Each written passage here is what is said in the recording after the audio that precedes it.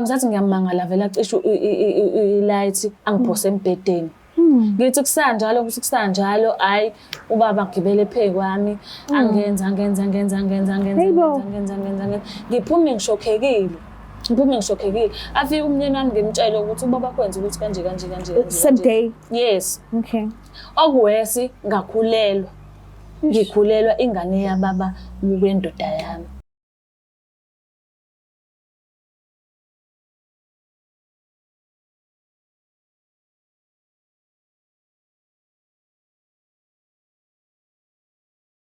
Ngibingelele nonke ababukeli beBlack Life TV kuhlelo esibiza ngokuthi izigameko zempilo. Igama lami nguStufuza Dlanga Madlezulu.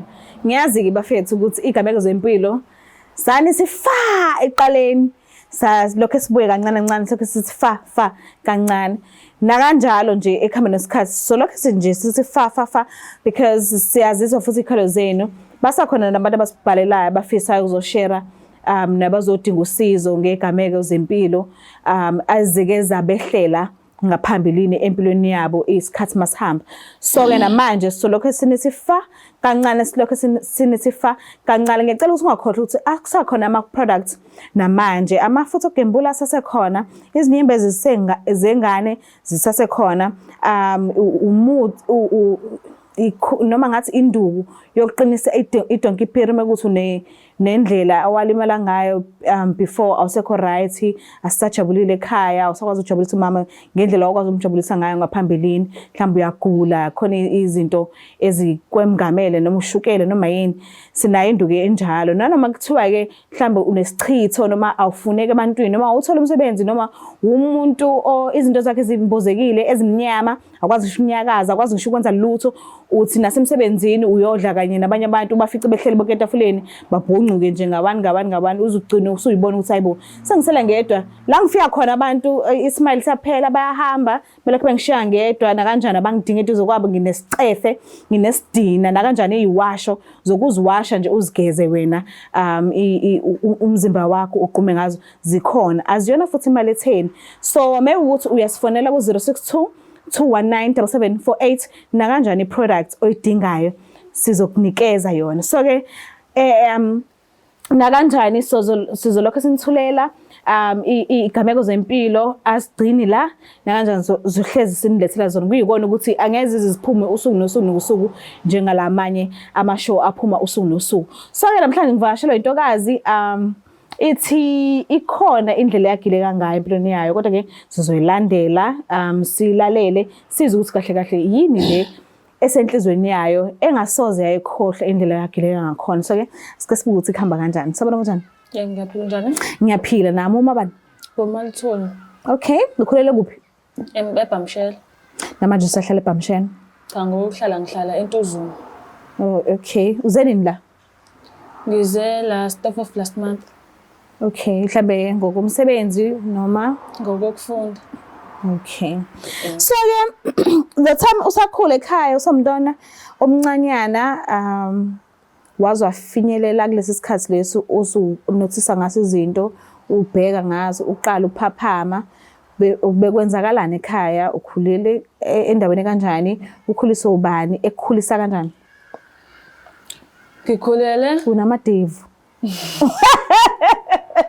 no ungaqhubeka ngikhulele endaweni yaseNtuzuma okay ngikhule ubaba nomama bekhona kodwa ubaba bengahlali naye ngenxa yokusebenza bengihlala nomama nje full time oh okay ngakhula nje ngakhuliswa ukuthi ngazi nje ukuthi intombazane kumele iphathe kanjani yes and ukwazi ukumelana nema-challenges zempilo mafungidala okay yes mhlambe ngokukhuliswa kakhulu okay noma usho ukuthi oyedwa wabazali bakho besebenza kodwa ubesithola kodwa isikhathi sakho noma kuthiwa ubesebenza ke ubesenza isikhathi sakho njengomntwana wakhe ngingasho ukuthi ubesithola but uyazi ukuthi abazali abafani okay yes ngeke futhi beze befana umama udlala irole enkulu enganeni akufani nobaba kodwa nje ubezama naye ukurecover ukuthi as umzali wami okay yes so but wena mekuhamba isikhathi ke wazinikeza ukuthi okay mekwenza ngiba nomntwana ngelinye ilanga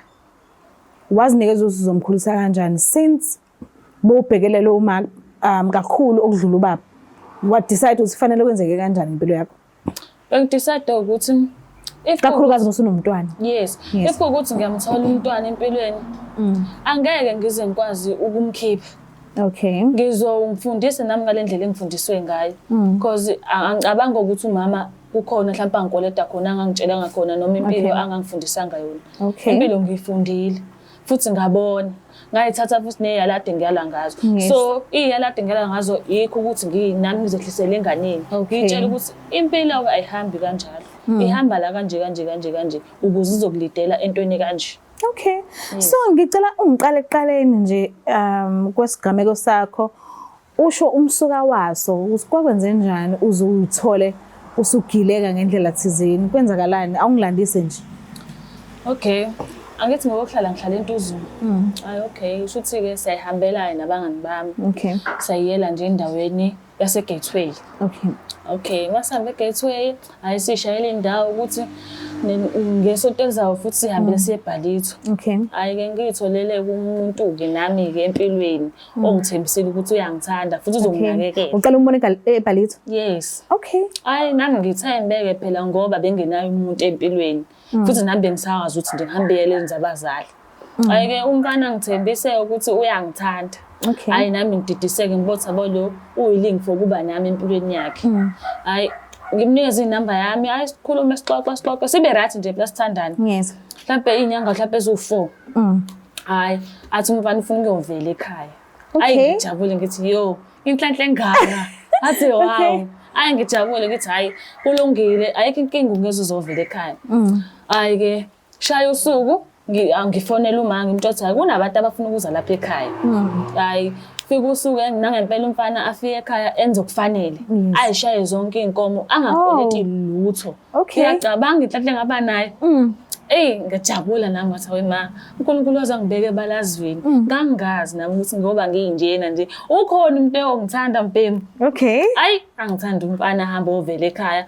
Ngijabule ngiyambona uma ukuthi mfethu ujabulile. Noba futhi mangimbuka ujabulile. Utholile imfanelo zakhe. Hayi bo yonke into phela umfana uyitholile yonke into yakhe. Futhi ngiyazi ukuthi akukho azothi akakutholanga. Ukutholile konke okufanele.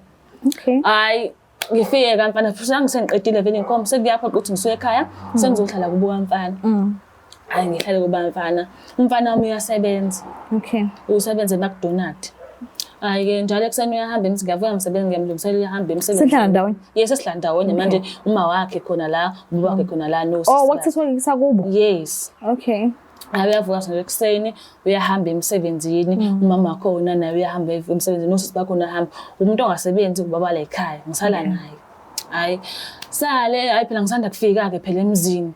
Hayi nami ngiyagijizela ngiyamlungisela umnyeni wami ahamba emsebenzini nje mangwasha yonke into phela ngisafika emzini ngumangqingqisi.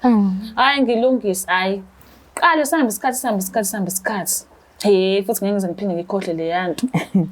Kwenzakalani? Sihamba isikhathi hayi ubaba wakhona aqala ngihloniphe phela nami ngisafika hayi nami ngiyamhloniphela ubaba bezala wami into enkulu wangilethela umfana empilweni. Hayi umfana ahamba emsebenzini njengenjwayelo ngisala naye ubaba bezala. Hayi ke ngiyamenzela ke itiye sengazazi nekhathi adla ngazi itiye. Yes. Ngimenzela itiye. Hayi senokungithinta nje.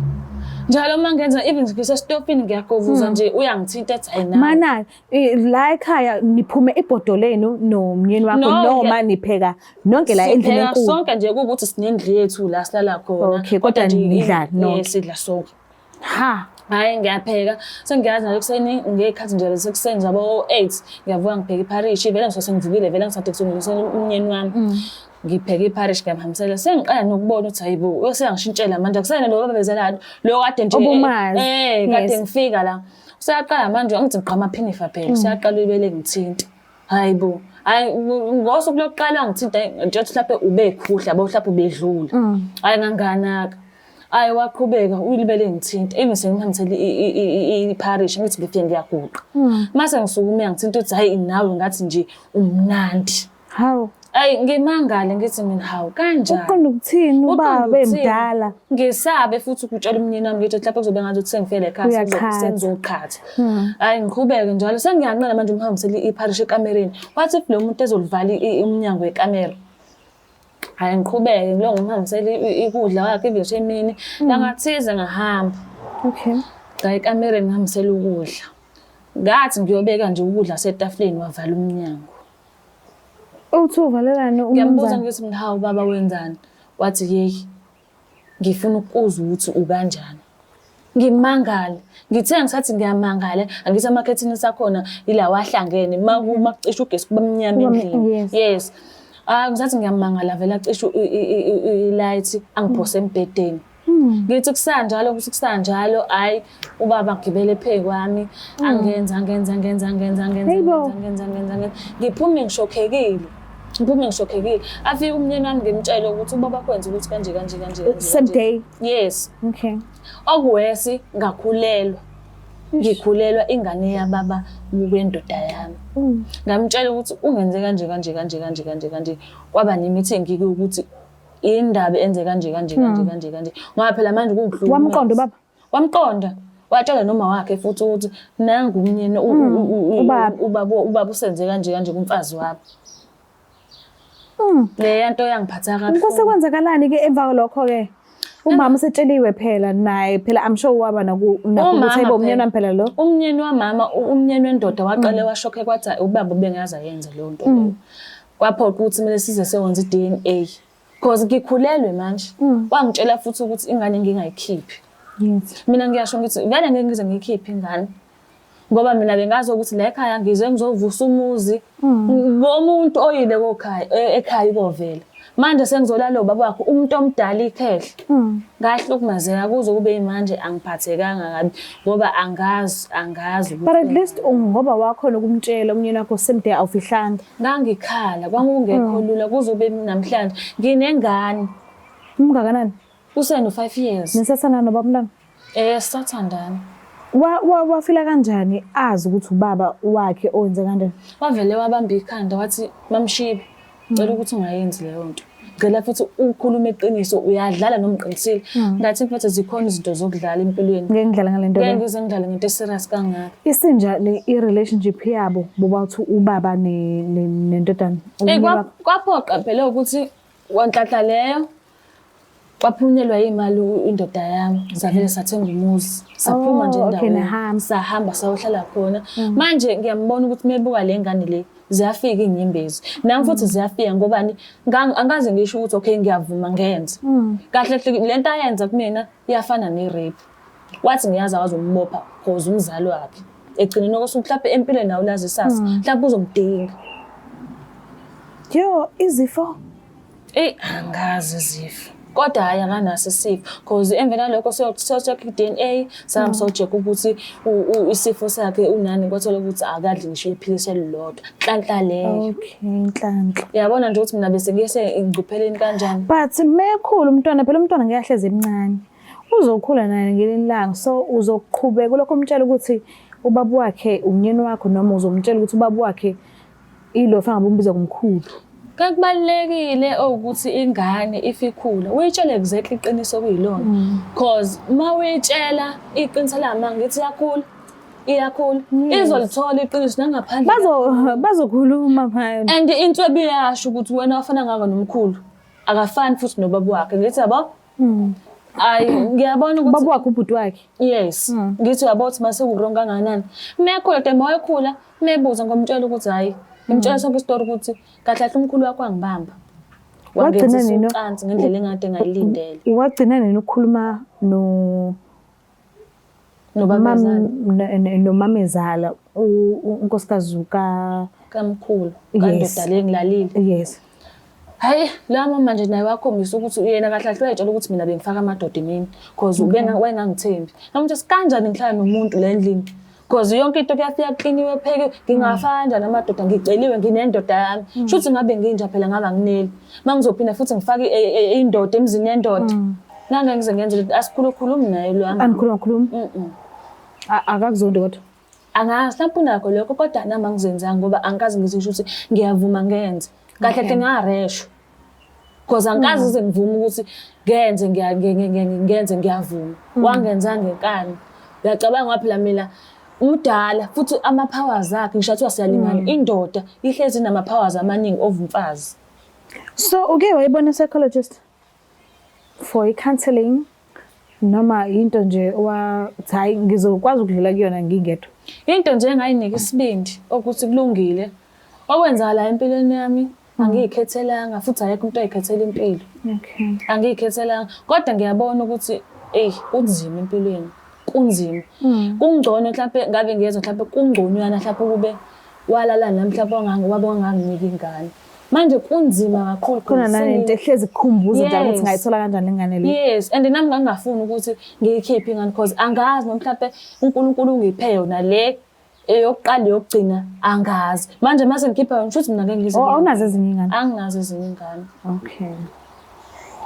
Yeah, so ungafisa ukuthini kubantu othola ukuthi ekhaya unesimo esicishe sifana nesakho? Ungafisa ukuthini nje kuyena lo sisi lo obukele le video le? Ngifisa ukuthi kubo bonke abantu ababuka le video beqaphele indlela abayihambayo nangendlela izinto esezenzeka ngayo manje. Ngeke uze usho ukuthi umuntu uyamthemba. Umuntu ukujikela esiswini njengotshwala. Yabona indlela okwenzeka ngayo kuze kube imanje ngiyazama ukudlula kodwa kudlule ngoba nayo ingane phambi kwami. Uhlezi ukukhumbula. Uhlezi ngikhumbula. Kubuhlungu. Obabuhlungu kakhulu ngoba ngangisayi-virgin. Uyacabanga ngizokwenziwa umuntu ngendluzulu. Wawungakazozalana nomyeni wakho? Ngangakazi ngize ngilale because vele bese singasidi isikhathi ngifikile emzini. Okay. Yes. Sure.